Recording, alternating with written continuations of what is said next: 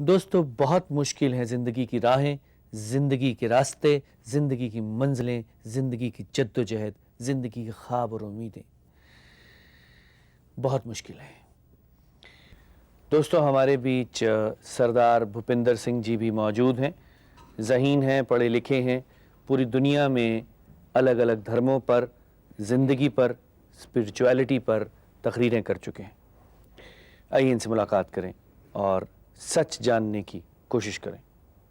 मुझको ऐसे लगता है कि लोग मानसिक या आत्मिक तौर पे काफ़ी कमज़ोर हैं जी। और अपने किसी छोटे से दुख को भी वो बर्दाश्त नहीं कर सकते हैं, तो वो ऐसे लोगों के चक्कर में फंस जाते हैं। जी। लोगों को हिप्नोटाइज करके उनको ठगते हैं और उनको डरे को और डराते हैं। जी। कैसे हिप्नोटाइज करते हैं वो? उनके ऐसे ग्रुप और प्लानिंग ऐसे होती है, जो मैंने आपसे कभी शेयर किया था जी। कि ये लोग, आप पिछले कमरे में बैठे होते हैं, बीच में थोड़ा गैप होता है, आगे लॉबी होती है, उस लॉबी में इनके लोग बैठे होते हैं जो आने वाले लोगों की इंटरव्यू लेते हैं।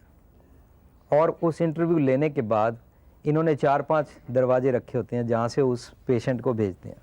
वो उससे पूछ लेता है आपकी प्रॉब्लम क्या है। किसी की प्रॉब्लम है मेरी बेटी का रिश्ता नहीं हो रहा, किसी की प्रॉब्लम है मेरे घर बच्चा नहीं हो रहा। जाहिर है प्रॉब्लम तो होगी, इसीलिए वो वहाँ गए हैं। तभी गए हैं। तो ये अकॉर्डिंग टू ईच प्रॉब्लम उसको उस दरवाजे से भेजते हैं। आप यहाँ पर खड़े हो जाइए, आपको इस दरवाजे से भेजा जाएगा, जो ही दरवाज़ा खुलेगा। तो जैसे ही वो उस दरवाजे से निकलती हैं तो वहाँ जो सो कार्ड वो बाबा जी है, तांत्रा है या संत है, वो समझ जाता है कि इसको बच्चा चाहिए तभी इसी डोर से आई है, या इसके घर में बेटा नहीं हो रहा है तभी इसी डोर से आया। तो जो ही वो इंसान उसके पास पहुंचता है तो पहुंचते ही बोलता है आपके घर में बेटा नहीं हो रहा है। वो पहले से ही घबराया हुआ है, डरा हुआ है, तो घबराहट के कारण वो एकदम हिप्नोटाइज हो जाता है कि इनको मालूम कैसे हो गया। जो लोगों का दुख दूर करते हैं और अपना दुख दूर करने के लिए जब उनको हार्ट अटैक हुआ तो वो बाईपास कराने गए। नहीं, तो भूपिंदर सिंह जी, परमहंस जी भी व्हील चेयर पर ही हैं। मेरा भी एक पैर कटा हुआ है महाराज। तो वो इनका भूत ने काट दिया होगा।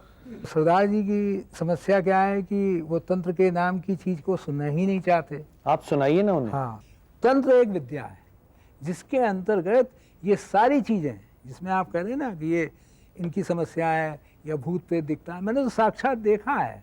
40 साल तपस्या की है। आपने भूत देखा है? बिल्कुल परमहंस देखा जी? है। तो अपनी टांग ठीक कराइए ना उससे। टांगी कटी है जी, उससे क्या चला गया? उससे कुछ देखिए, नहीं चला जवाब गया। इनके पास हर बात का है। ये मेरी विद्या तो है नहीं, ये तो हजारों साल से ऋषियों की है। ऋषियों को किसी ने देखा नहीं, उनको बदनाम ना कीजिए। एक मिनट जरा या तो सुन लीजिए। परमहंस जी, आपके पास जब कोई व्यक्ति दुख दर्द लेके जाता है, क्या फीस है आपकी?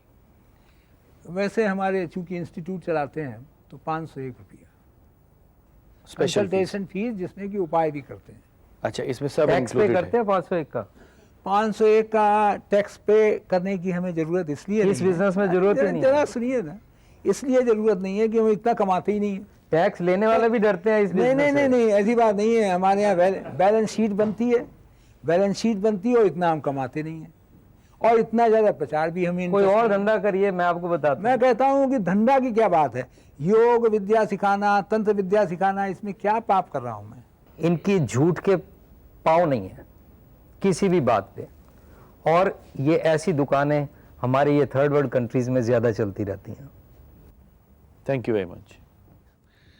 दोस्तों, ऐसे इलाकों में, ऐसे जंगलों में, ऐसे कबीलों में जहां इल्म की रोशनी ना हो, तामीर की राहें ना हो, तालीम के दरवाजे ना खुले हों, वहां तंत्र मंत्र, जादू टोना, झाड़ फूक करना कुछ हद तक समझ में आता है।